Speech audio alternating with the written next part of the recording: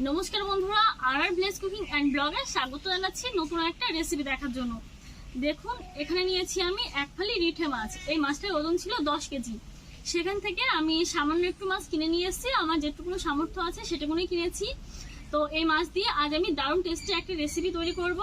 আশা করি এই রেসিপিটা আপনাদের ভালো লাগবে। আর রেসিপিটা যদি আপনাদের ভালো লাগে একটা লাইক করবেন, প্রচুর করে শেয়ার করবেন আপনাদের বন্ধু বান্ধব আত্মীয় পরিজন সবার সঙ্গে। আর আমাদের চ্যানেল আর ভিলেজ কুকিং অ্যান্ড ব্লগ এখনো যদি সাবস্ক্রাইব না করা হয়ে থাকে তাহলে আপনাদেরকে একটাই অনুরোধ আমার, প্লিজ বন্ধুরা, আগেও অনেকবার বলেছি এখনো বলছি, আমাদের চ্যানেলটিকে সাবস্ক্রাইব করে আমাদের চ্যানেলে পাশে থাকার জন্য। আর আমাদের এই ধরনের গ্রাম বাংলার আরো প্রতিদিনের ভিডিওর আপডেট পাওয়ার জন্য পাশে থাকা বেল বাটনটি ক্লিক করুন। তাহলে আমরা ভিডিও আপলোড করার সাথে সাথে আমাদের সব ভিডিও পৌঁছে যাবে আপনাদের মোবাইলে। তাহলে চলুন, এই রিঠে মাছটা আমি কেটে নিচ্ছি। এই মাছের কাঁটাটা খুবই শক্ত হয়।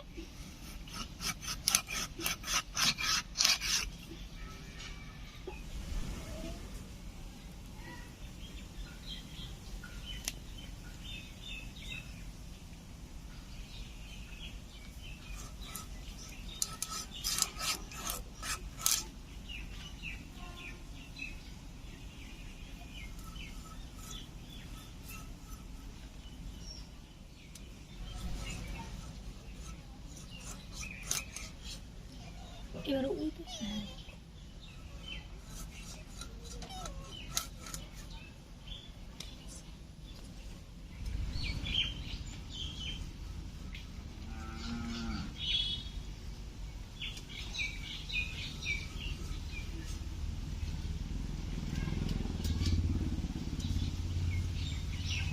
সরে পুচি সর।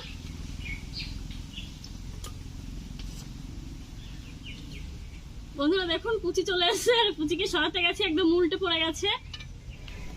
রিঠে মাছ আমার পিস করে নেওয়া হয়ে গেছে। এখন ভালো করে ধুয়ে হলুদ লবণ মেখে নিচ্ছি।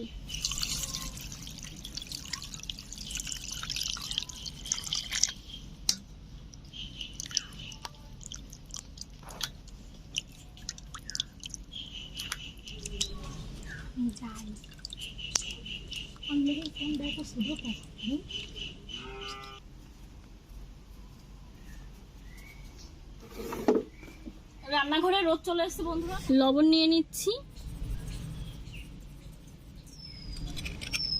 হলুদ গুঁড়ো,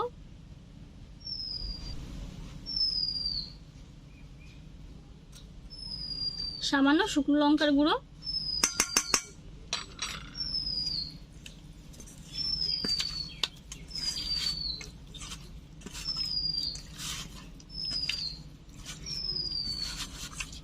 হলুদ লবণ দিয়ে ভালো করে মেখে নিয়েছি। দেখুন কালারটা কত সুন্দর এসেছে, একদম চকচকে। তো যাই হোক, এখন ভেজে নিচ্ছি। কড়াই গরম হয়ে গেছে আর উনুনটা তো ধরে নিয়েছি, আপনারা তো দেখেছেন। এখন কড়াইতে দিয়ে দিচ্ছি সরিষার তেল, আর এই তেল দিয়ে আমি আজকে মাছগুলোকে ভেজে নেব।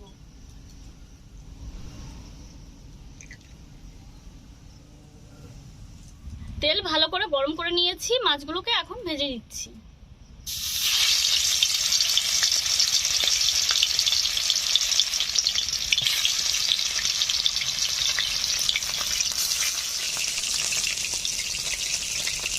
একদম লাল টকটকে মাছের পিসগুলো হয়ে গেছে। দেখুন রিঠে মাছগুলো ভাজা হতে থাক, আর এখন আমি আলুগুলো কেটে, আমি এখানে 2টো আলু নিয়েছি। এমনিতে আমার একটা আলু হলেই হয়ে যায়, তরকারিতে আমি বেশি আলু খাই না, 1 পিসই যথেষ্ট আমার জন্য। এবার বাবার সুগার, বাবাও খায় না, দুটোতেই যথেষ্ট। আবার ক্যামেরা ওম্যান আমার বোন, ও আবার শুধু আলুই খায়, অন্য কোনো সবজি খায় না ও। আর মা 2-1 পিস যা খায়।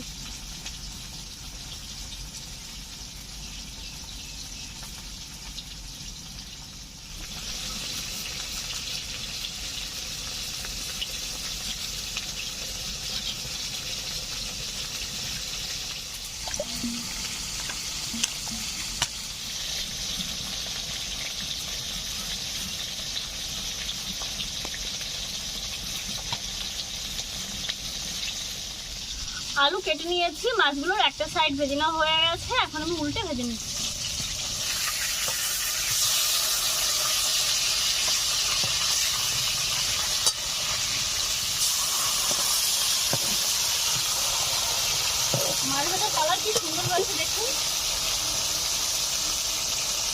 এই মাছগুলো ভেজে নেওয়া হয়ে গেছে, তুলে নিচ্ছি।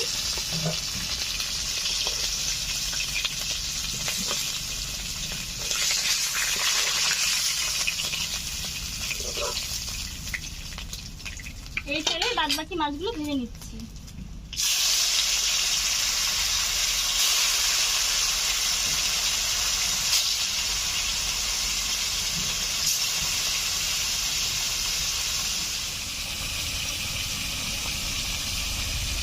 বাদ বাকি মাছগুলো ভাজা হচ্ছে, আমি এখন পেঁয়াজ আর টমেটো কেটে নেব।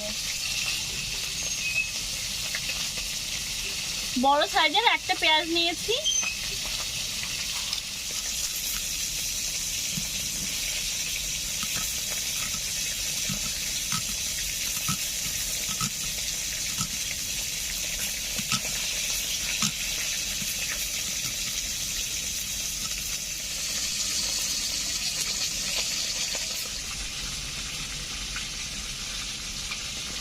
পেঁয়াজ কাটা হয়ে গেছে, টমেটোটাকে কেটে নিচ্ছি লম্বা লম্বা করে।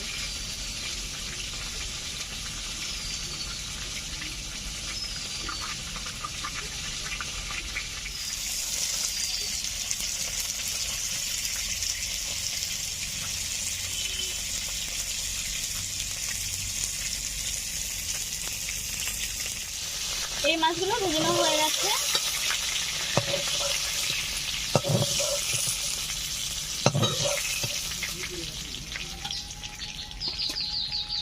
বাদ বাকি এই মাছগুলোকে ভেজে নিচ্ছি।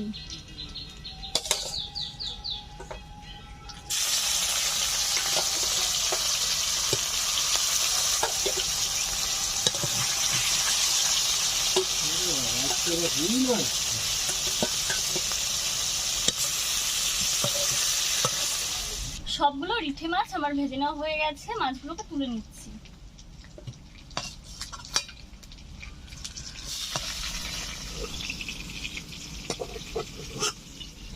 এই মাছ ভাজা তেলে আমি আলুগুলোকে ভেজে নিচ্ছি।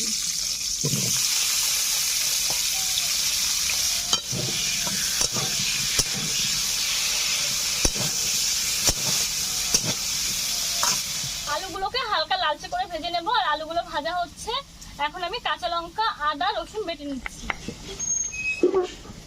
রিঠে মাছ একটু ঝাল ঝাল করে রান্না করলে বেশি টেস্টি হয়। আমি বেশি করে কাঁচা লঙ্কা দিয়েছি, শুকনো লঙ্কার গুঁড়োও দেবো।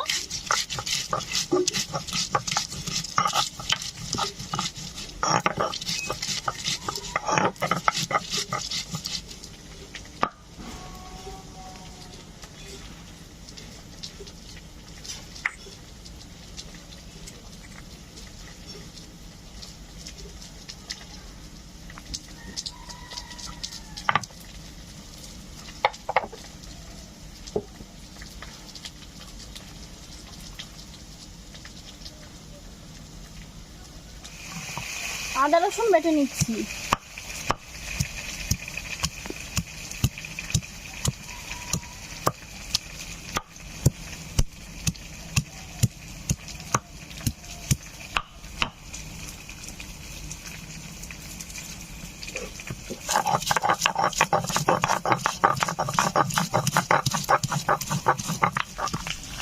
দেখুন আলুগুলোকে লালচে করে ভেজে নিয়েছি, তুলে নিচ্ছি।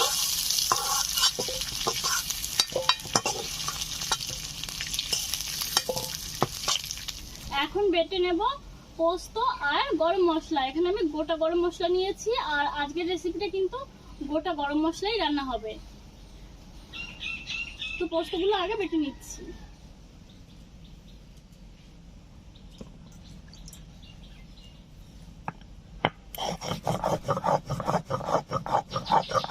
তুলে নিচ্ছি।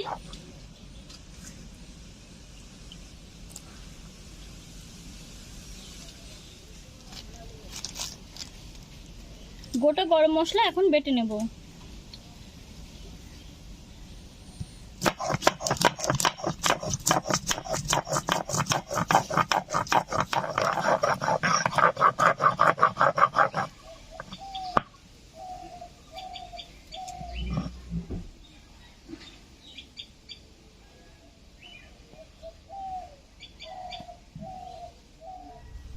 কড়াই ভালো করে ধুয়ে ধুয়ে আবার বসে নিয়েছি, কড়াইটা গরম হয়ে গেছে। এখন দিয়ে দেবো সরিষার তেল।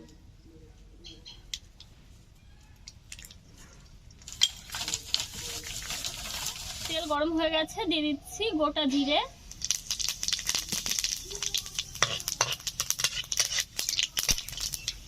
দিয়ে দিচ্ছি পেঁয়াজ কুচি,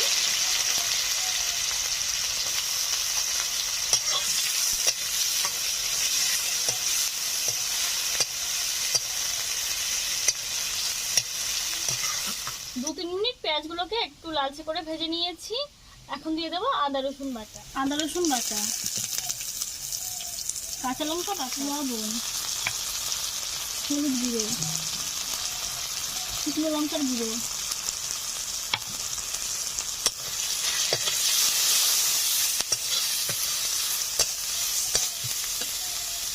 দিয়ে দিচ্ছি জিরে গুঁড়ো।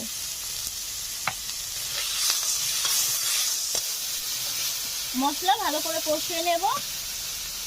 তো এখন দিয়ে দিচ্ছি সামান্য একটু জল, কারণ আমি গুঁড়ো মশলা ব্যবহার করেছি কিছু, জল না দিলে পুড়ে যাবে।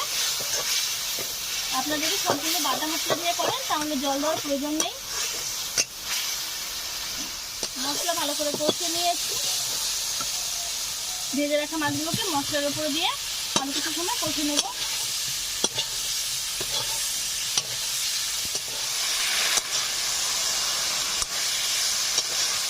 মশলার সঙ্গে মাছ ভালো করে কষিয়ে নিয়েছি। এখন দিয়ে দিচ্ছি আলু, দিয়ে দিচ্ছি টমেটো কুচি। আরো 2-3 মিনিট আমি কষিয়ে নেব।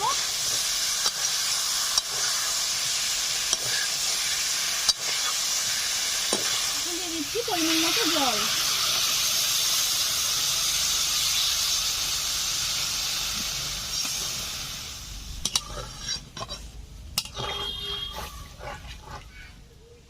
পাঁচ মিনিট ঢাকা দিয়ে জাল করে নিচ্ছি।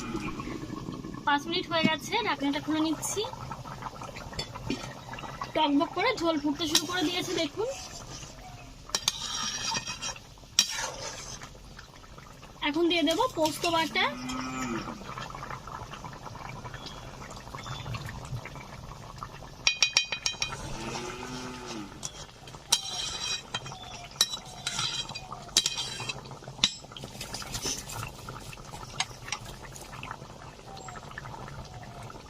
ঢাকনা খুলে আরো 10 মিনিট জাল করে নিলাম।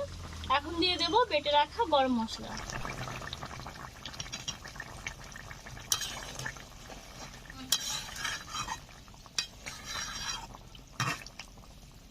ঢাকা দিয়ে 3-4 মিনিট জাল করে নামিয়ে নেব।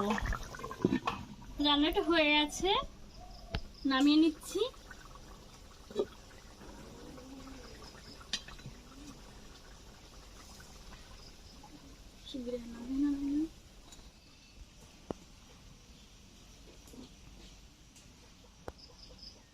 এই রিঠে মাছের কালিয়া রেসিপিটা আমার দর্শক বন্ধুদের কেমন লাগলো অবশ্যই জানাবেন। ভালো লাগলে আমাদের চ্যানেলের পাশেই থাকবেন। নতুন কোনো রেসিপির সঙ্গে আমি কাল আবার হাজির হব। টাটা।